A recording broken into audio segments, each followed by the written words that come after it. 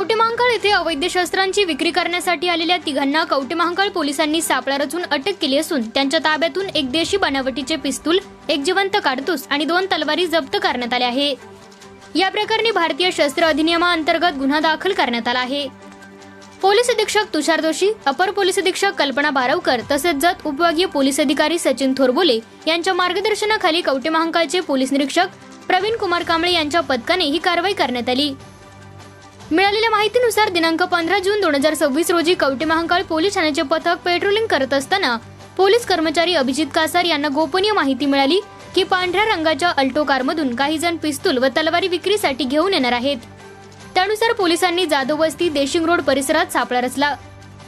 दरम्यान संशयित Alto कारगाडी number MH12-7833 घटनास्थळी येताच पोलिसांनी वाहनाची झडती घेतली।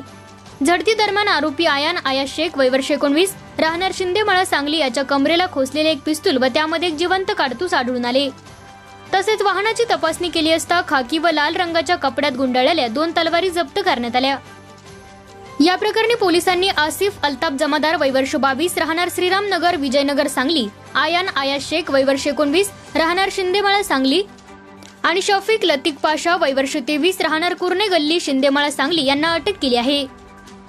तपासादरम्यान आरोपी हे तलवारी व पिस्तूल विक्री करण्यासाठी आणल्याचे निष्पन्न झाल्याने त्यांच्या विरोधात कवठेमहांकाळ पोलीस ठाण्यात गुन्हा क्रमांक 242/2026 अन्वये भारतीय शस्त्र अधिनियम कलम 3, 4 व 25 प्रमाणे गुन्हा दाखल करण्यात आला आहे।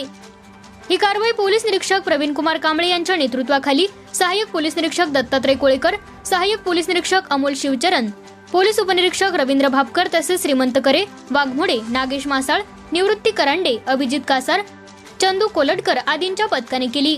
सदर गुन्ह्याचा अधिक तपास सहाय्यक पोलीस निरीक्षक दत्तात्रय कोळेकर करत आहेत। कवठेमहांकाळ वार्ता न्यूज साठी मुख्य संपादक जगन्नाथ सकट।